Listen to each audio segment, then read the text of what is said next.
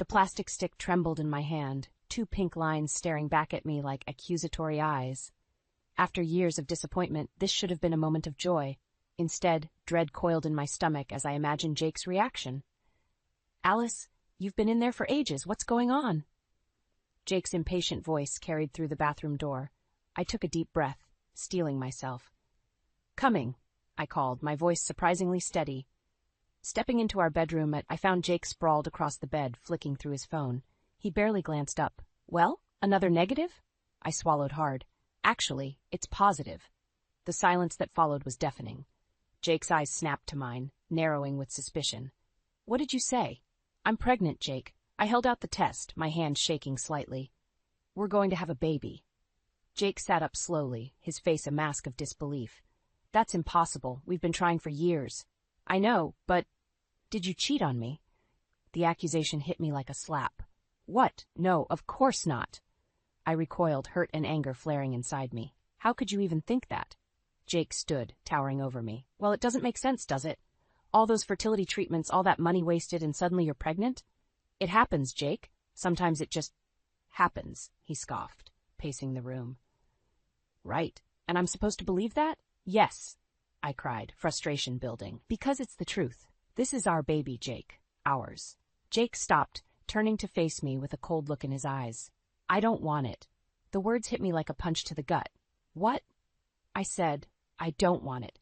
His voice was flat, emotionless. "Get rid of it." I stumbled back, clutching the test to my chest. No, I won't do that." "Alice, be reasonable," Jake said, his tone patronizing. "We're not ready for this. Our marriage is already hanging by a thread." "Because of you," I shot back, finding my voice. "Because you've been distant and cruel, treating me like I'm broken, just because I couldn't get pregnant." Jake's face darkened. "Watch it, Alice. You're getting hysterical." "No, I'm not," I said, straightening my spine. "I'm finally seeing things clearly. This baby is a miracle, Jake, and if you can't see that, then what?" he challenged, stepping closer. I met his gaze, unflinching. "Then maybe we shouldn't be together anymore." Jake's laugh was harsh. "Oh, that's rich. You think you can make it on your own? With a baby?" "I'd rather be alone than with someone who doesn't want our child," I said, my voice steady despite the tears threatening to spill. For a moment, something like regret flashed across Jake's face, but it was quickly replaced by a sneer. "Fine. Have your precious baby. But don't come crawling back when you realize how hard it is." He stormed out of the room, leaving me alone with the weight of his words. I sank onto the bed, one hand instinctively moving to my still flat stomach.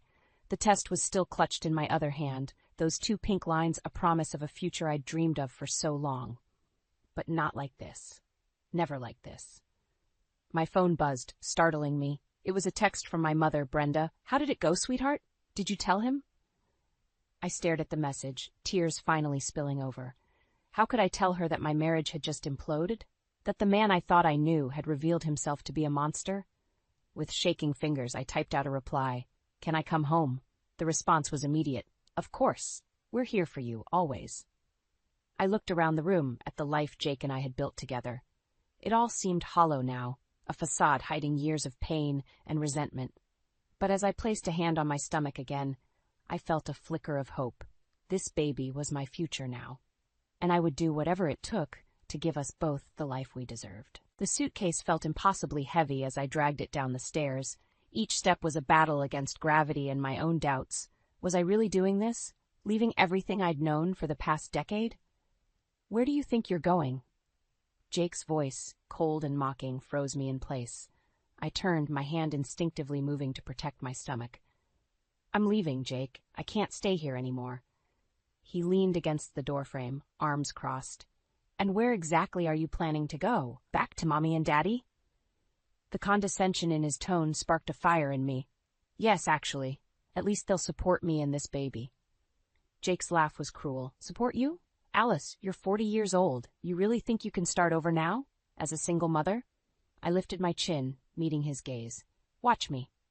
For a moment, something like uncertainty flickered in Jake's eyes, but it was quickly replaced by a sneer. "Fine, go, but don't come crawling back when you realize how hard it is out there." "I'd rather struggle alone than stay here with you," I shot back, surprised by my own vehemence. Jake's face darkened. He took a step towards me, and I instinctively backed away, bumping into the wall. "You ungrateful bitch," he hissed. "After everything I've done for you." "Done for me?" I interrupted, anger overriding my fear. "You mean like blaming me for our fertility issues? Treating me like I was broken? Making me feel worthless?" Jake's hand shot out, gripping my arm painfully. "I gave you everything, Alice. A home, a life. Let go of me," I said, my voice low and dangerous. "Now." For a tense moment, I thought he might hit me, but then he released me, stepping back with a look of disgust. "Get out, and don't bother trying to come back. You're on your own now." I didn't hesitate. I grabbed my suitcase and headed for the door, my heart pounding. As I reached for the handle, Jake called out, "You'll regret this, Alice. You're nothing without me." I paused, turning to face him one last time. "No, Jake, I was nothing with you, but not anymore." With that, I stepped out into the crisp morning air, closing the door on 10 years of my life. My hands were shaking as I fumbled with my phone, dialing my mother's number. "Alice?" Brenda's voice was thick with sleep. "Honey, what's wrong, Mom?" I choked out, tears finally spilling over. "Can you come get me? I left Jake." There was a sharp intake of breath. "Oh, sweetheart, of course. Your father and I will be there as soon as we can. Where are you?" I looked around, realizing I had no idea where to go. I'm still outside the house. I don't know where." "No," Brenda interrupted firmly. "Don't stay there. Go to the diner on Main Street. You remember Diane? She'll look after you until we get there." Relief washed over me. Okay, I can do that. We'll be there soon, Alice. I love you." "I love you too, Mom." As I ended the call, I noticed a curtain twitching in the upstairs window. Jake was watching me, his expression unreadable. I squared my shoulders and turned away, dragging my suitcase down the driveway. Each step felt like a small victory, carrying me further from the life I'd known and closer to an uncertain future. But as I walked, I felt a flutter in my stomach, so faint I might have imagined it. My hand moved to rest there, a small smile tugging at my lips despite everything. "It's just you and me now, little one," I whispered. "But we're gonna be okay, I promise."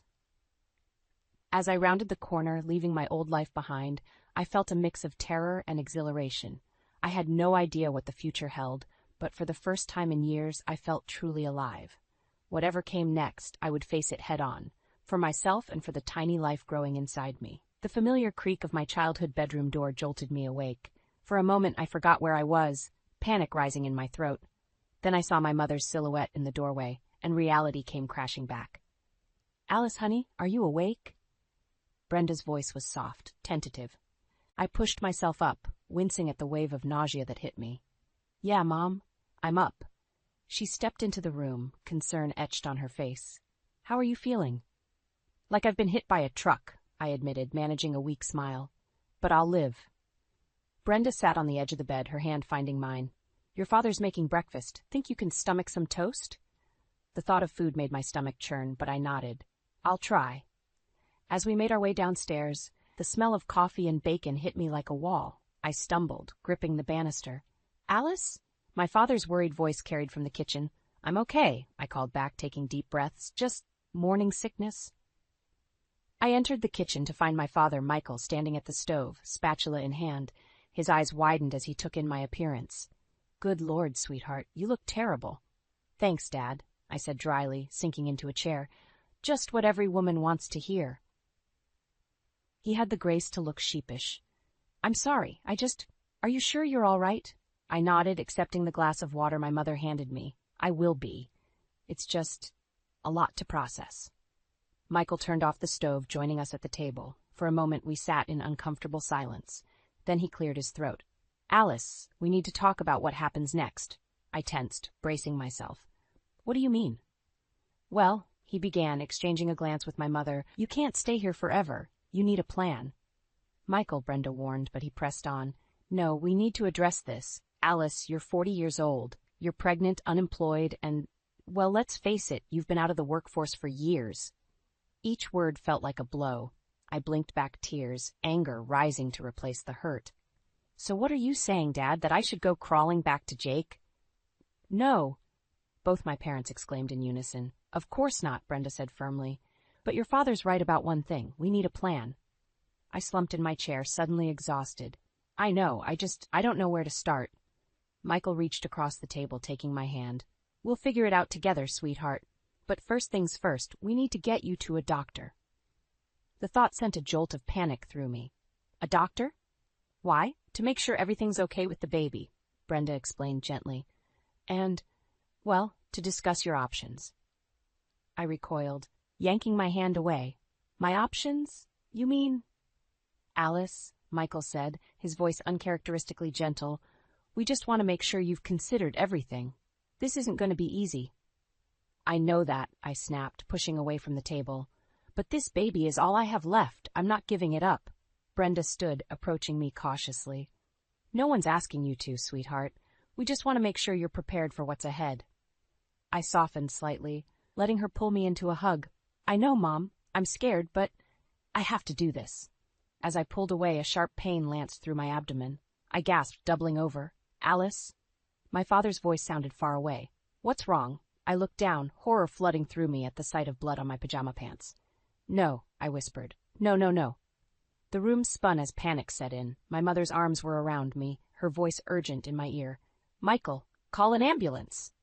As darkness crept in at the edges of my vision, one thought consumed me. I couldn't lose this baby. I couldn't lose the only good thing left in my life. The last thing I heard before unconsciousness claimed me was my father's frantic voice on the phone. Please hurry. My daughter. I think she's losing the baby. The first cry of my newborn son pierced the air, and with it, every doubt and fear I'd harbored over the past months evaporated. Tears streamed down my face as the nurse placed him in my arms, his tiny body warm against my chest. Hello, little one, I whispered, my voice thick with emotion. I'm your mom. My parents crowded around the hospital bed, their faces a mix of joy and relief. The journey here hadn't been easy.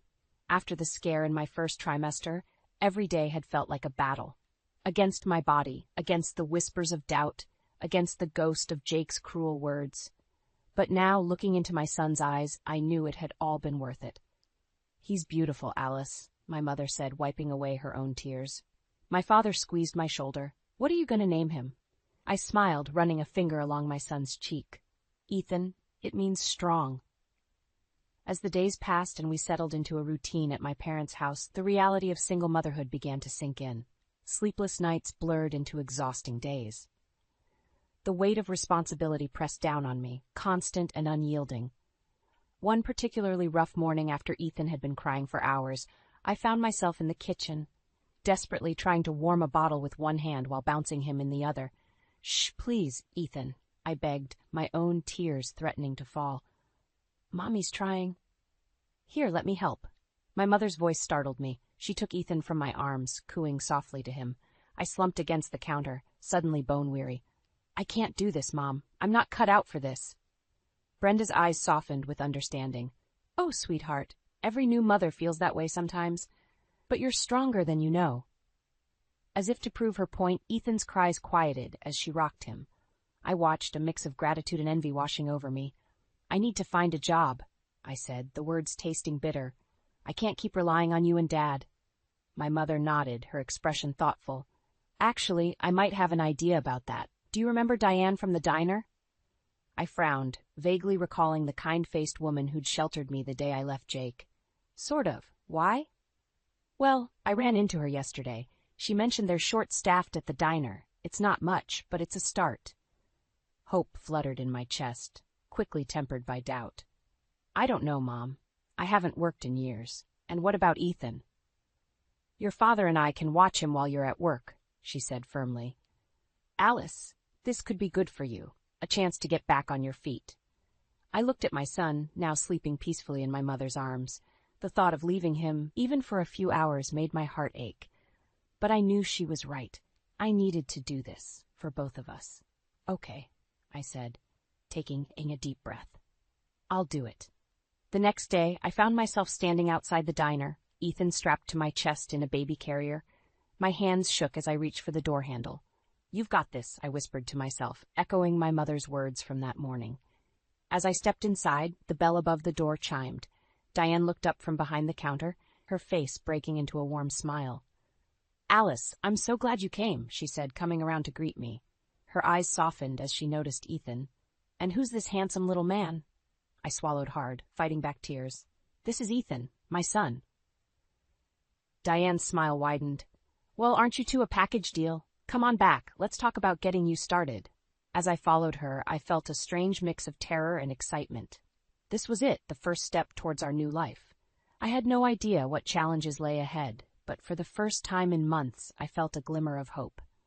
With Ethan's warm weight against my chest and the promise of a fresh start before me, I squared my shoulders and stepped into the unknown. The diner's bell chimed, and I looked up from wiping down the counter, my customary greeting dying on my lips. There, framed in the doorway, stood Jake. My heart stuttered, then raced. He looked different, expensive suit, perfectly styled hair, a gleaming watch on his wrist. But his eyes, cold and calculating, were just as I remembered. Well, well, he drawled, sauntering in, if it isn't my runaway wife. I gripped the counter, willing my voice to remain steady. What are you doing here, Jake? He smirked, sliding onto a stool. Can a man visit his hometown? Although I must say, I'm surprised to find you here. His gaze swept dismissively over the diner. Before I could respond, a woman entered behind him. Tall, blonde, and impeccably dressed, she exuded an air of wealth and confidence. Jake's smirk widened. Alice, meet Nancy, my wife. The word hit me like a physical blow. Wife? How long had it been since I'd left? A year? 18 months? Nancy extended a manicured hand, her smile not quite reaching her eyes. So you're Alice. I've heard so much about you. I shook her hand, automatically, my mind reeling. I'm sorry, I didn't know Jake had remarried. Jake laughed, the sound grating on my nerves. Oh, there's a lot you don't know, Alice. For instance, did you know that while you were off playing house with Mommy and Daddy, I sold the company, made quite a tidy profit, too? The implications of his words sank in slowly. The company we'd built together, the one I'd walked away from when I left him, he'd sold it without a word to me. You had no right, I hissed, anger replacing shock. Jake's eyes hardened. I had every right. You abandoned everything, remember? Including your shares in the company. I opened my mouth to argue, but at that moment, Diane emerged from the kitchen, Ethan in her arms. Alice, honey, I think someone needs his mama. Jake's gaze snapped to my son, his expression unreadable. So this is the brat, huh? Doesn't look like much. Red clouded my vision. I snatched Ethan from Diane, cradling him protectively. Don't you dare talk about my son like that. Nancy laid a hand on Jake's arm, her smile brittle. Now, darling, let's not cause a scene. We just came to deliver the news, remember? Jake nodded, his smirk returning. Right you are, my dear. Alice, we thought you should know we're moving back to town. Bought that big house on Maple Street. You know the one. I did know it. It was the house I'd always dreamed of living in, back when Jake and I were trying to start a family. Why? I managed to choke out. Why come back here? Jake stood, adjusting his cufflinks. Let's just say I have some unfinished business to attend to. Oh, and Alice, you might want to have a chat with your lawyer. There are some discrepancies in our divorce settlement that need addressing. With that, he strode out, Nancy in tow. The bell chimed again, leaving an oppressive silence in their wake. I slumped against the counter, my legs suddenly weak. Ethan whimpered, sensing my distress. Oh, honey, Diane said softly, coming around to support me. Are you okay? I shook my head, tears threatening to spill. I don't know. I thought I was finally free of him. As I held Ethan close, inhaling his sweet baby scent, a terrible realization dawned. Jake was back, and he clearly had an agenda. Whatever game he was playing, I was woefully unprepared. But looking down at my son, I knew I couldn't run again. This was our home now, our life. I'd fought too hard to build this new reality. Diane, I said, my voice steadier than I felt, can you watch Ethan for a bit? I need to make a call. She nodded, understanding in her eyes. Of course, sweetie. Take all the time you need. As I stepped outside, phone in hand, I took a deep breath. I didn't know what Jake was planning, but one thing was clear. I needed to be ready. For Ethan's sake and for my own, I had to fight back. With trembling fingers, I dialed a number I never thought I'd use again. Hello, this is Alice Thompson. I need to speak to a lawyer. It's urgent. The manila envelope felt heavy in my hands, its contents threatening to upend my world once again. I'd been avoiding it for days, but with Jake's latest threat looming over me, I couldn't put it off any longer. Taking a deep breath, I opened it, spreading the documents across my kitchen table. As I read, my heart sank. Jake hadn't just sold the company, he'd systematically stripped it of assets before the sale, funneling millions into offshore accounts. "Oh, God," I whispered, my hands shaking. This was why he'd come back. He was covering his tracks, and I was the loose end. A knock at the door startled me. I hastily gathered the papers, shoving them back into the envelope. "Coming!" I opened the door to find Nancy standing there, looking decidedly less polished than the last time I'd seen her. "We need to talk," she said, pushing past me into the house. "Please, come in," I muttered sarcastically, closing the door. "What do you want, Nancy?" She turned to face me, her expression a mix of anger and desperation. "I want the same thing you do, to take Jake down." I blinked, sure I'd misheard. "What?" Nancy sank onto my couch, suddenly looking exhausted. "Jake's been cheating on me with multiple women, and that's not even the worst of it." My mind reeled. "The company?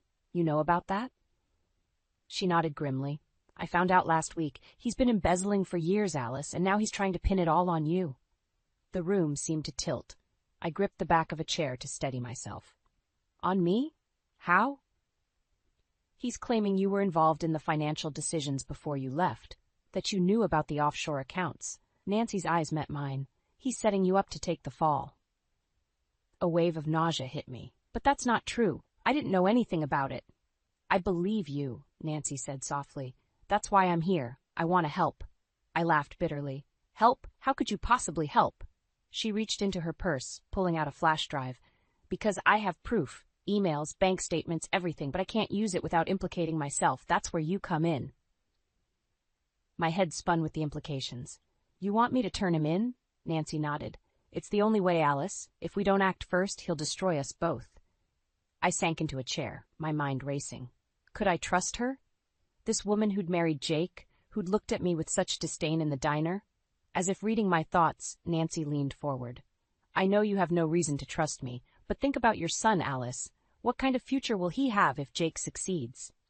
Ethan, my beautiful boy, sleeping peacefully in the next room. The thought of him growing up with Jake's shadow looming over us made my decision for me. "Okay," I said, my voice steadier than I felt. "I'm in. What's the plan?" Nancy's relief was palpable. "We gather all the evidence, then go to the authorities. But we have to move fast. Jake's getting suspicious." As if on cue, my phone buzzed with a text. It was Jake. "We need to talk. Come to the house tonight, alone." I showed Nancy the message, my heart pounding. He knows something's up. She stood, suddenly all business. "This is our chance, Alice. Go to the meeting. Wear a wire. I'll be nearby with the evidence. If we can get him to confess." The enormity of what we were planning hit me. This wasn't just about money anymore. It was about justice, about securing a future for my son, about finally breaking free from Jake's influence once and for all. "All right," I said, squaring my shoulders. "Let's do this." As Nancy left to make preparations, I looked at the photo of Ethan on my mantel. His innocent smile steeled my resolve. Whatever happened tonight, I had to succeed, for both of us. I picked up my phone, my finger hovering over Jake's message. With a deep breath, I typed my response. "I'll be there." The die was cast. In a few hours, I'd be facing Jake one last time, and this time, I wouldn't be the one walking away with nothing. My heart pounded as I approached the house on Maple Street. The grand facade, once a symbol of my dreams, now loomed like a fortress of deceit. I touched the wire hidden beneath my blouse, drawing strength from Nancy's words. "Remember, we only need one confession." Jake opened the door before I could knock, his smile predatory. "Alice, darling, come in." I stepped inside, fighting the urge to flee. The house was immaculate, a stark contrast to the chaos about to unfold. "Drink," Jake offered, already pouring himself a whiskey. I shook my head. "Let's skip the pleasantries, Jake. Why am I here?" He chuckled, sinking into an armchair. "Always so direct. It's one of the things I admired about you, you know." "Cut the crap," I snapped, my nerves fraying. "What do you want?" Jake's eyes hardened. "I want you to sign some papers, a simple amendment to our divorce agreement. You'll relinquish any claim to the company's assets." I forced a laugh. "The company you sold without my knowledge? Why would I do that?" "Because," he leaned forward, voice low, "if you don't, I'll make sure you never see your precious son again." Ice flooded my veins. "You wouldn't dare." Jake's smile was cruel. "Wouldn't I? Think about it, Alice. Who would the courts favor? The successful businessman or the unstable single mother working in a diner?" Rage boiled inside me. You bastard, you set this all up, didn't you? The company, the move back here, it was all to corner me. He shrugged, unrepentant. Business is business. I couldn't let you be a loose end. And Nancy? I pressed, praying the wire was picking everything up. Does she know about your business practices? A flicker of unease crossed Jake's face. Nancy's not your concern. This is between us. I took a deep breath, steeling myself. No, Jake, this is bigger than us now.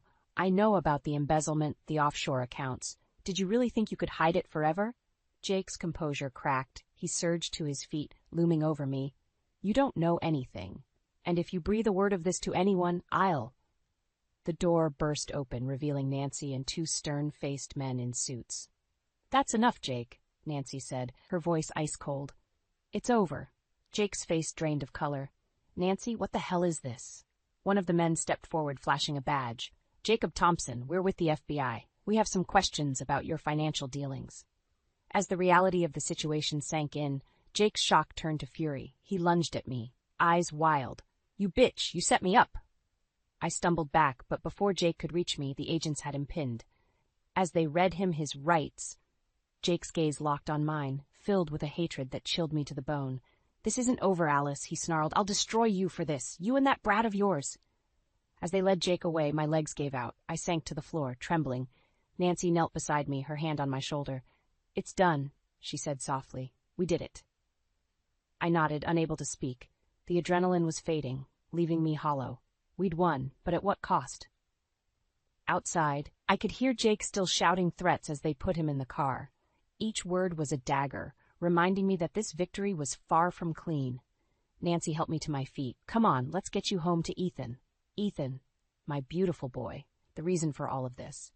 As we stepped outside, the cool night air hit my face, and with it came a crushing realization. Jake's words weren't empty threats. As long as he was alive, Ethan and I would never truly be safe. I turned to Nancy, my voice barely a whisper. What have we done? Her eyes met mine, filled with a mix of triumph and fear that mirrored my own. What we had to do, Alice. What we had to do. As we walked away from the house on Maple Street, I knew that while one chapter had closed, another, potentially more dangerous one, was just beginning. The showdown was over, but the war? It had only just begun. The courtroom buzzed with tension as I took the stand. Jake sat at the defense table, his once impeccable suit now rumpled, his eyes burning with hatred. As I swore to tell the truth, I caught Nancy's encouraging nod from the gallery. Mrs. Thompson, the prosecutor began, please tell the court about your ex-husband's financial activities during your marriage. I took a deep breath, steeling myself. Jake, Mr. Thompson, systematically embezzled funds from our company, hiding millions in offshore accounts. Jake's lawyer objected, but the judge overruled him. As I continued my testimony, detailing years of financial abuse and manipulation, I watched Jake's facade crumble. His smug confidence gave way to panic, then fury. When it was the defense's turn for cross-examination, Jake's lawyer tried to paint me as a scorned woman out for revenge. But I held my ground, my voice steady as I recounted the emotional abuse, the gaslighting, the threats against our son. And why should the court believe you now? The lawyer sneered. I looked directly at Jake as I answered. Because I'm not afraid anymore. I have nothing left to lose and everything to gain by telling the truth. As I stepped down from the stand, I felt a weight lift from my shoulders. Whatever happened now, I'd done my part. The truth was out. The verdict came swiftly. Guilty on all counts.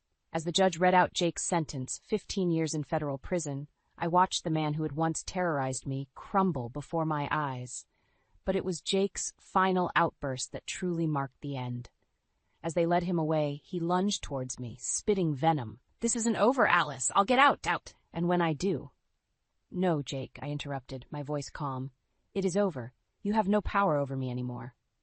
As the courtroom doors closed behind him, I felt a hand on my shoulder. I turned to find Nancy, tears in her eyes. We did it, she whispered. I nodded, my own eyes welling up. We did. Outside the courthouse, reporters clamored for statements, but all I wanted was to get home to Ethan. As Nancy and I pushed through the crowd, I spotted a familiar face, Diane from the diner, beaming with pride. You did good, honey, she said, pulling me into a hug. Now, let's get you home to that boy of yours. The drive back to my parents' house was a blur. As we pulled up, I saw my mother on the porch, Ethan in her arms. The sight of my son, safe, loved, free from Jake's shadow, brought fresh tears to my eyes. I scooped Ethan into my arms, breathing in his sweet baby scent. "It's over, little one," I whispered. "We're safe now." As we gathered in the living room, my parents, Nancy, Diane, and Hank, who'd closed the diner to be here, I looked around at this unlikely family we'd formed. Each person had played a part in getting us to this moment. "I don't know how to thank you all," I began, my voice thick with emotion, but Diane cut me off with a wave of her hand. "You don't need to thank us, honey. You did this. You found the strength to stand up to him, to protect your boy. We're just glad we could help." Nancy nodded in agreement. "Alice, you gave me the courage to face the truth about Jake. If anyone should be thanking someone, it's me thanking you." As the evening wore on, filled with quiet celebration and plans for the future, I felt a sense of peace I hadn't known in years. Jake was gone, but more importantly, the fear he'd instilled in me was gone too.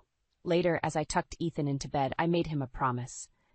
"You'll never have to be afraid, my love. Mommy will always protect you." Looking down at my sleeping son, I realized that this moment, this love, was what I'd been fighting for all along. Not revenge, not justice, but the chance to give Ethan the life and love he deserved. As I closed Ethan's door, I caught sight of my reflection in the hallway mirror. The woman staring back at me was stronger, wiser, and more whole than she'd ever been. For the first time in years, I smiled at my reflection. The past was behind us now. The future, bright, hopeful, and ours alone, was waiting. The leather-bound diary felt heavy in my hands, its pages filled with secrets I was never meant to know. I stood frozen in Mary's pristine guest room, my heart pounding as I read the words scrawled in her elegant handwriting. "That insufferable Anna," the entry began. "How Daniel could have chosen her is beyond me. She'll never be good enough for this family." I slammed the book shut, my hands trembling. How long had my mother-in-law harbored such resentment towards me? And more importantly, what was I going to do about it? The sound of a car pulling into the driveway jolted me back to reality. I quickly shoved the diary back into the drawer where I'd found it and rushed downstairs, plastering on a smile as Daniel walked through the door. "Hey, honey," he said, giving me a quick peck on the cheek. "How was your day with Mom?" I hesitated, the weight of my discovery pressing down on me. "Oh, you know, the usual." Daniel raised an eyebrow. "That bad, huh?" Before I could respond, Mary's voice rang out from the kitchen. "Daniel, darling, is that you?" She bustled into the room, all smiles and warmth for her son. The contrast between her demeanor now and the vitriol I just read in her diary made my head spin. "Anna, be a dear and set the table, would you?" Mary said, barely sparing me a glance. I gritted my teeth. "Of course, Mary." As I laid out the plates and silverware, I could hear Mary and Daniel chatting animatedly in the kitchen. My mind raced, trying to process what I'd learned. How could I confront her without seeming like I'd invaded her privacy? And would Daniel even believe me if I told him? "Anna." Mary's sharp voice cut through my thoughts. "We're ready to eat. Do try to keep up, dear." I took a deep breath, steeling myself for what was sure to be an uncomfortable dinner.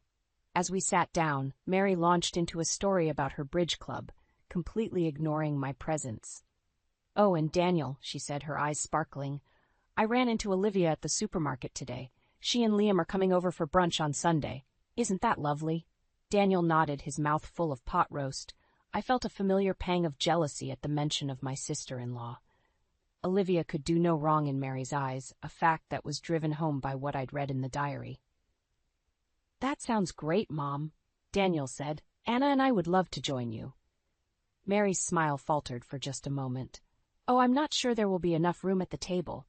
Perhaps Anna could visit her own family that day." The room fell silent.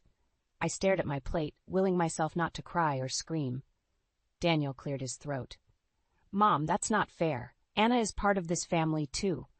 Of course," Mary backpedaled smoothly. "I just thought she might prefer to spend time with her parents. You know how close they are." I couldn't take it anymore. "Actually, Mary," I said, my voice surprisingly steady, "I'd love to join you for brunch. After all, we're family, right?" The look she gave me could have curdled milk.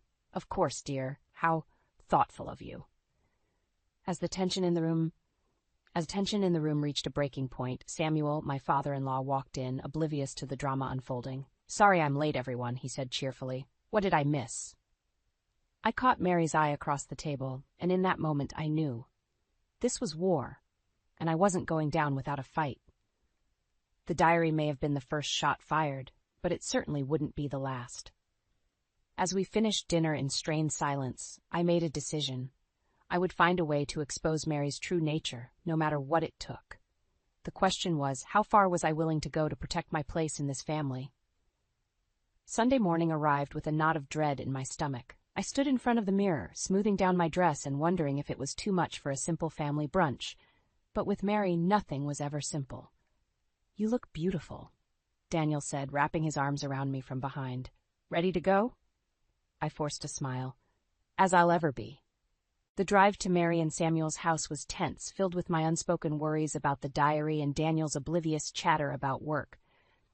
As we pulled into the driveway, I spotted Liam's car already parked. "Looks like we're the last to arrive," I muttered. Daniel squeezed my hand. "It'll be fine, Anna. Just relax." If only he knew. The moment we stepped through the door, Mary descended upon us like a perfectly coiffed vulture. "Daniel, darling," she exclaimed, enveloping him in a hug. Her eyes slid past me as if I were invisible. Come in, come in. Olivia's just made the most delightful quiche." I trailed behind them into the dining room, where Liam and Olivia were already seated. Olivia stood up, her pregnancy bump now clearly visible beneath her flowing top. "Anna," she said, hugging me warmly, "it's so good to see you." For a moment, I felt a flicker of genuine affection. Then I caught Mary's expression. A mixture of adoration for Olivia and thinly veiled contempt for me. "Olivia, dear," Mary cooed, "you simply must tell Anna your wonderful news." Olivia beamed. "We're having twins. Can you believe it?" The room erupted in excited chatter, but I felt like I'd been punched in the gut. Twins, of course, because Olivia wasn't just perfect, she was doubly perfect. "That's amazing," I managed to choke out. As we sat down to eat, the conversation revolved entirely around Olivia's pregnancy.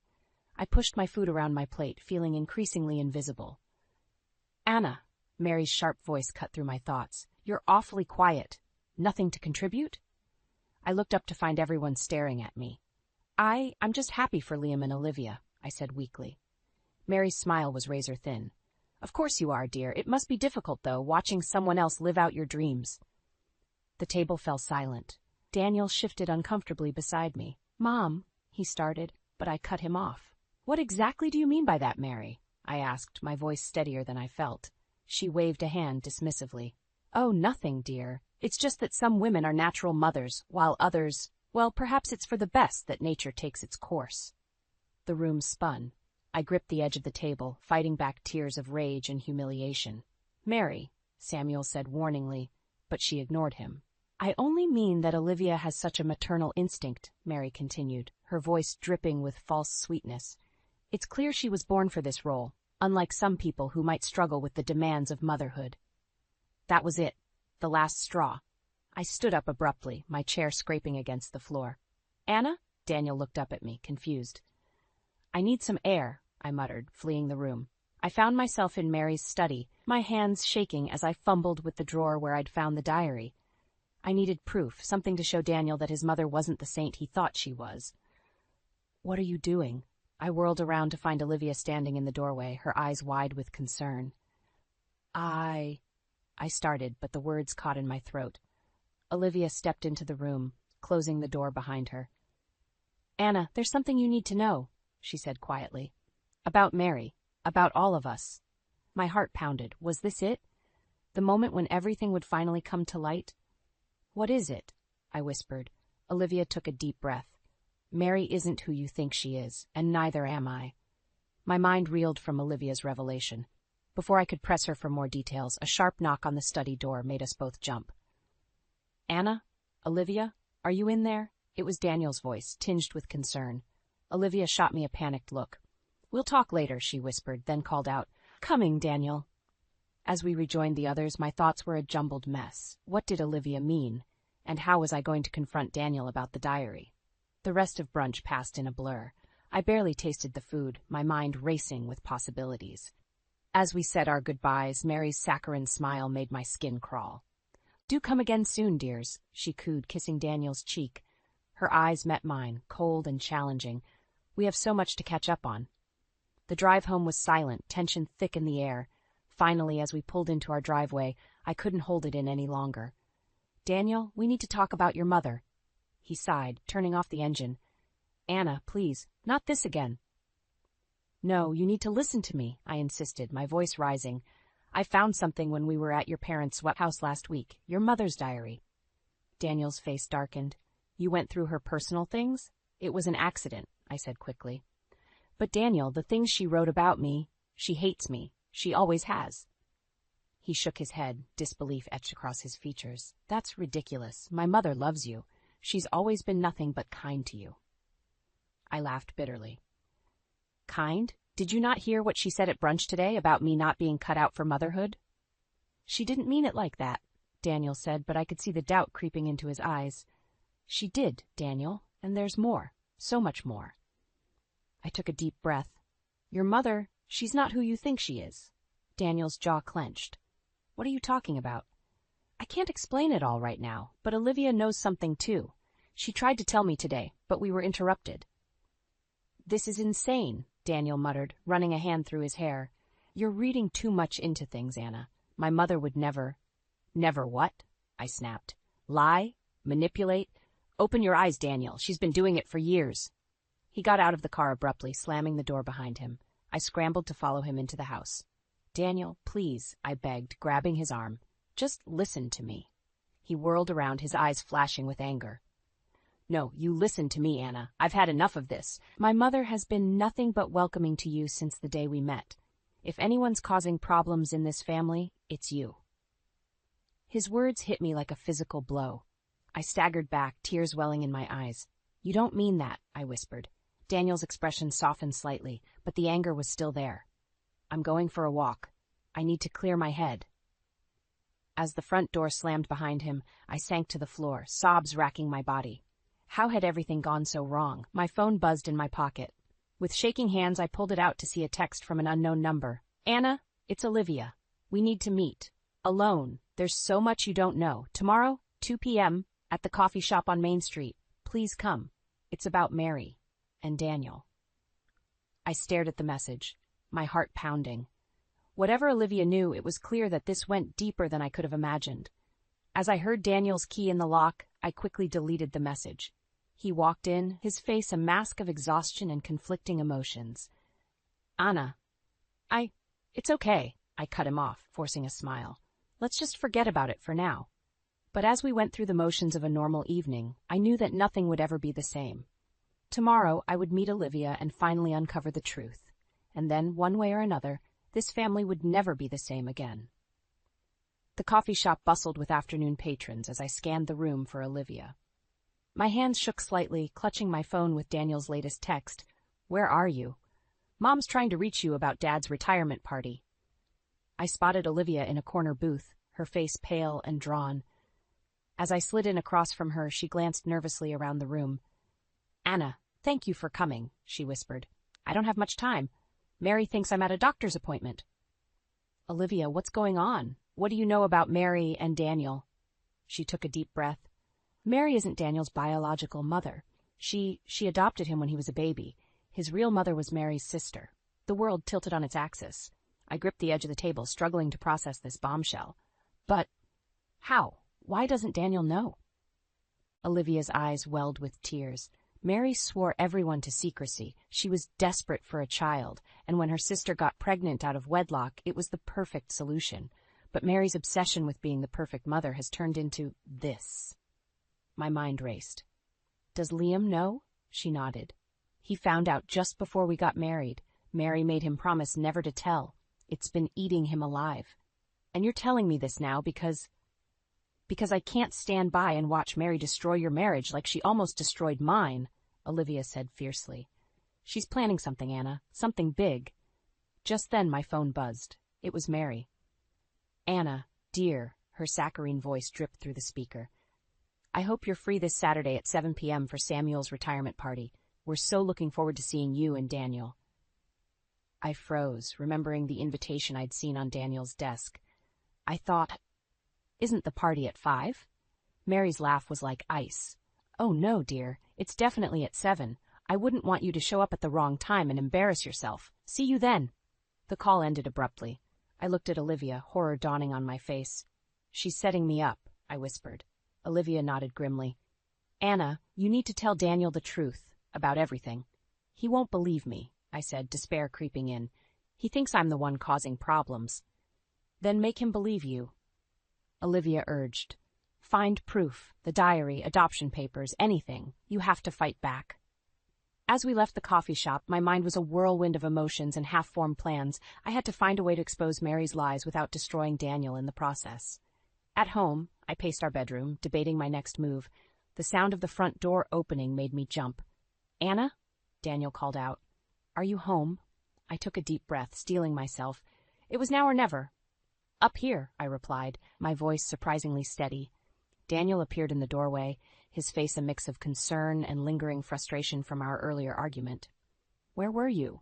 Mom's been trying to reach you about Dad's party. I met his gaze, my heart pounding. Daniel, we need to talk. There's something you need to know about your mother. His expression hardened. Anna, I thought we were past this. Please, I begged. Just hear me out. What I'm about to tell you will change everything, but you need to know the truth. Daniel's eyes searched my face, conflict evident in his features. Finally, he sat down on the edge of the bed. All right, he said quietly. I'm listening. I took a deep breath, knowing that the words I was about to speak would shatter the foundation of everything he believed. But as I opened my mouth to reveal Mary's decades-long deception, I realized there was no turning back. The truth, no matter how painful, had to come out. Daniel, I began, my voice barely above a whisper. Your mother, she's not who you think she is. My heart raced as Daniel and I pulled up to his parents' house. The driveway was already packed with cars, laughter and music spilling out into the evening air. I glanced at my watch, 7:05 p.m.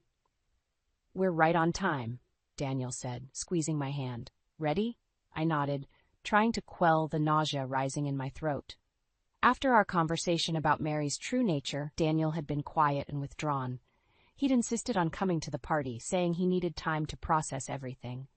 I couldn't shake the feeling that this night would end in disaster. As we approached the front door, it swung open to reveal Mary, resplendent in a glittering evening gown. Daniel, darling, she exclaimed, pulling him into a hug. Her eyes met mine over his shoulder, cold and triumphant. And Anna, how lovely of you to join us, eventually. I froze, confusion washing over me. What do you mean? You told me the party started at 7. Mary's laugh tinkled like broken glass. Oh, you poor dear, the party started at 5, as stated on the invitation. Didn't Daniel tell you? I turned to Daniel, who looked bewildered. I thought I mentioned it, he stammered. The realization hit me like a punch to the gut. Mary had set me up, just as Olivia had warned. And Daniel, despite everything I'd told him, had fallen right into her trap. We entered the crowded living room where all eyes turned to us. Samuel, the guest of honor, approached with a warm smile. There you are, he said. We were starting to worry. Anna, dear, I'm afraid we've run out of chairs. Would you mind terribly if Daniel sat here and you found a spot in the kitchen? I stood there, humiliation burning through me, as I watched Daniel sink into the last available seat. Mary's smug smile from across the room made my blood boil. Actually, I said, my voice surprisingly steady, I think I'll just stand. Wouldn't want to miss any more of the party than I already have. A ripple of uncomfortable laughter went through the room. I caught Olivia's eye, and she gave me a small, encouraging nod. As the night wore on, I found myself pushed further and further to the periphery. Mary held court, regaling everyone with stories of Daniel's childhood and her own sacrifices as a mother. Each anecdote felt like a dagger, knowing the truth behind her facade. Finally, as Mary launched into yet another tale of her maternal devotion, something in me snapped. That's enough, I said, my voice cutting through the chatter. The room fell silent. Mary turned to me, her eyes narrowing. I beg your pardon. I said, that's enough, I repeated, stepping forward. Enough lies, enough manipulation, enough of this whole charade. Daniel stood up, his face pale. Anna, what are you doing? I met his gaze, silently pleading with him to understand. Then I turned to face the room full of shocked faces. "There's something you all need to know," I began, my heart pounding. "Mary isn't." Suddenly, Olivia gasped and clutched her stomach. "The babies," she moaned. "Something's wrong." The room erupted into chaos. As Liam rushed to Olivia's side and someone called for an ambulance, I felt a hand grip my arm. It was Mary, her fingers digging into my skin. "You think you've won?" she hissed. "This isn't over. Not by a long shot. If you breathe a word of what you know, I'll make sure you regret it for the rest of your life." As she released me, I caught sight of Daniel watching us, his expression unreadable. In that moment, I knew I had a choice to make. I could back down, let Mary continue her reign of manipulation and lies, or I could take a stand, right here and now, and finally expose the truth, no matter the consequences. With Olivia being rushed to the hospital and the party in shambles, I took a deep breath. It was now or never. "I'm sorry, Mary," I said, loud enough for everyone to hear, "but I can't keep quiet any longer. It's time everyone knew the truth about who you really are." The room fell silent, all eyes fixed on me. Mary's face contorted with rage, while Daniel looked torn between confusion and betrayal. I took a deep breath, steeling myself for what was to come. "I found Mary's diary," I began, my voice shaking. "And what I read, it changes everything." Mary lunged forward, her hand outstretched as if to snatch the words from the air. "Anna, stop this nonsense immediately." But I was beyond stopping now. The truth burned in my chest, demanding to be set free. "Mary isn't Daniel's biological mother," I blurted out. "She adopted him as a baby. His real mother was Mary's sister." The room erupted into chaos. Samuel staggered back, his face ashen. Liam, who had been about to follow the ambulance with Olivia, froze in the doorway. And Daniel looked as if his entire world had shattered. "You're lying," he whispered, his eyes pleading with me to take it back. I shook my head, tears streaming down my face. "I'm so sorry, Daniel. I wish it wasn't true, but Olivia confirmed it. Your mother has been lying to you your entire life." Mary's scream of rage cut through the commotion. "How dare you!" she shrieked, lunging at me. Daniel caught her arm, holding her back. "Mom," he said, his voice breaking, "is it true?" For a moment, Mary's mask slipped and I saw the desperation in her eyes. Then, just as quickly, it was gone, replaced by cold fury. "Of course not," she spat. "Anna is clearly delusional. She's been trying to turn you against me from the beginning. Can't you see that?" I watched as doubt crept into Daniel's eyes. My heart sank. After everything, was he still going to choose his mother over the truth? "Daniel," I pleaded, "think about it. The diary, the way she's always treated me, the secrets, it all makes sense now." He looked between us, torn. The room held its breath, waiting. Suddenly, Samuel stepped forward. "It's true," he said quietly.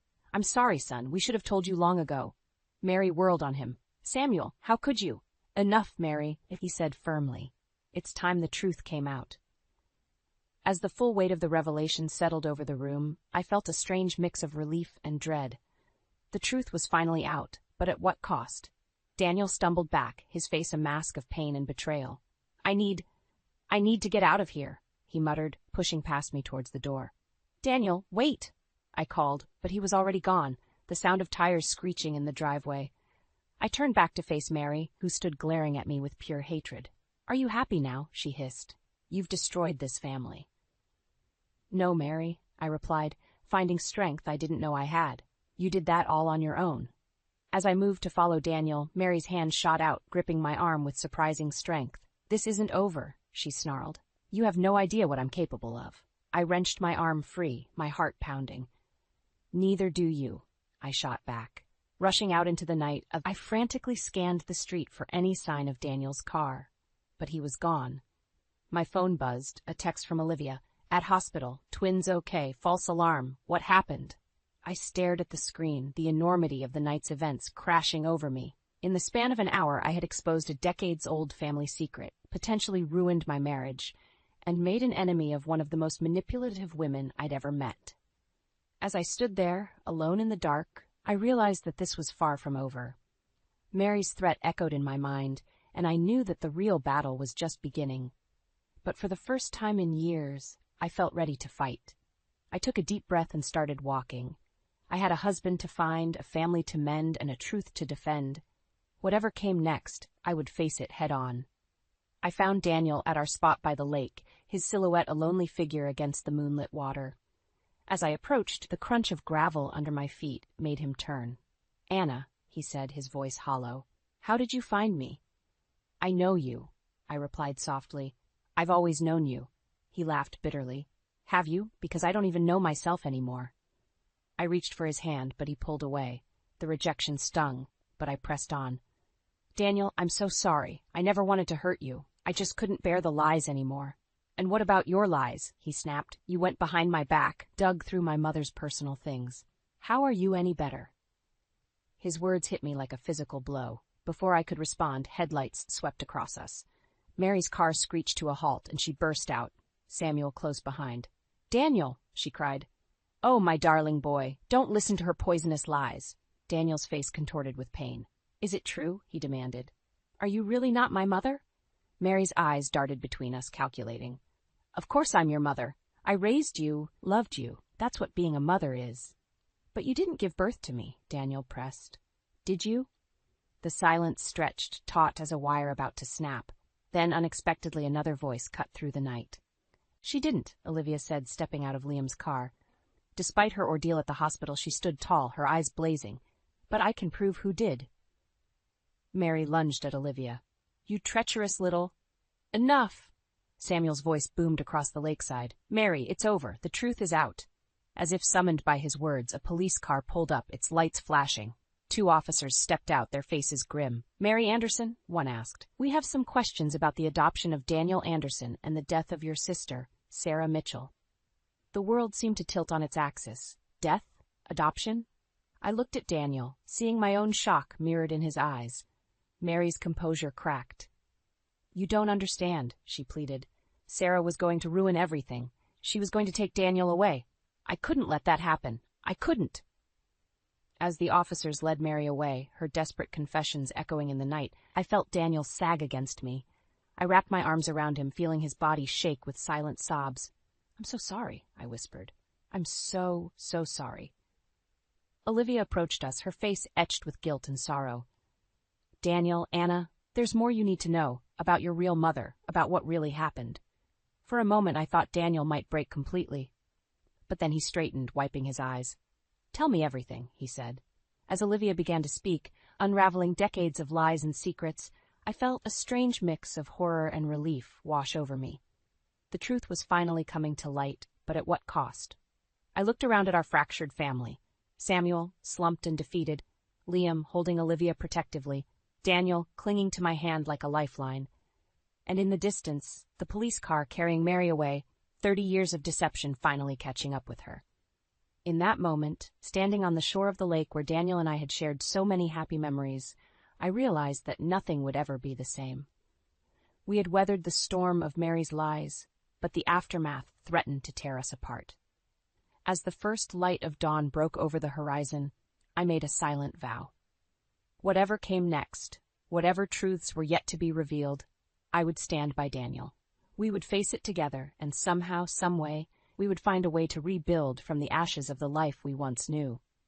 The real test, I realized, was only just beginning. The courtroom was silent as we awaited the verdict. Daniel's hand gripped mine tightly, his knuckles white with tension. Across the aisle, Mary sat alone, a shadow of the formidable woman she once was.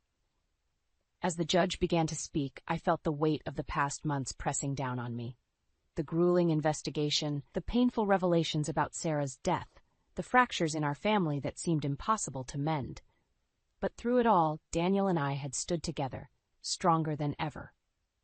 In the case of the state versus Mary Anderson, on the charge of involuntary manslaughter, we find the defendant guilty. A collective gasp rippled through the courtroom. I turned to Daniel, seeing a mix of relief and sorrow in his eyes. Mary's shoulders slumped, defeat etched into every line of her face. As the judge continued with the sentencing, I found my mind drifting to the journey that had brought us here. The diary that started it all seemed like a lifetime ago. Now, we were facing a future I never could have imagined. Outside the courthouse, reporters swarmed us. Daniel stepped forward, his voice steady as he addressed the cameras. "Today, justice has been served," he said. "But there are no winners here. Only a family forever changed by secrets and lies. We ask for privacy as we begin to heal." As we pushed through the crowd, I caught sight of Samuel, standing apart from the chaos. Our eyes met, and I saw a lifetime of regret in his gaze. Daniel noticed too, hesitating for a moment before approaching his father. "Dad," he said softly, "would you like to come home with us?" Samuel's eyes welled with tears. "You'd want me there, after everything?" Daniel nodded. "You're still my father. We have a lot to work through, but we're family." The drive home was quiet, each of us lost in our thoughts. As we pulled into the driveway, I was surprised to see Liam and Olivia waiting on the porch, the twins asleep in their stroller. "We thought you might need some family around," Olivia said, embracing me tightly. Inside, as Samuel settled into an armchair and Liam helped Daniel open a bottle of wine, I found myself in the kitchen with Olivia. "I never thanked you," I said quietly, "for telling the truth, for standing by us through all of this." Olivia squeezed my hand. It was long overdue. I just wish I'd had the courage to speak up sooner. As we rejoined the others, I was struck by the scene before me. This patchwork family, battered and bruised, but still standing, still trying. Daniel raised his glass. "To truth," he said, his voice thick with emotion, "and to new beginnings." As we clinked glasses, I felt a sense of peace wash over me. The road ahead wouldn't be easy, but for the first time in years, I felt hope. Later that night, as Daniel and I lay in bed, he turned to me, his eyes shining in the darkness. "Anna," he whispered, "I don't think I ever properly thanked you for fighting for the truth, for fighting for us. I'm sorry I ever doubted you." I cupped his face in my hands. "We fought together, Daniel, and we'll keep fighting together, whatever comes next." He pulled me close, and as I drifted off to sleep in his arms, I realized that this was what I'd been searching for all along. Not the approval of a woman who could never truly love me, but the unshakable bond of a partnership built on trust and truth. Mary's reign of manipulation was over. In its place, we were building something new, something stronger. A family forged in fire, tempered by truth. As the first light of dawn crept through our window, I smiled. Whatever challenges lay ahead, I was ready to face them. With Daniel by my side and the truth as our compass, we could weather any storm. The future, for the first time in years, looked bright.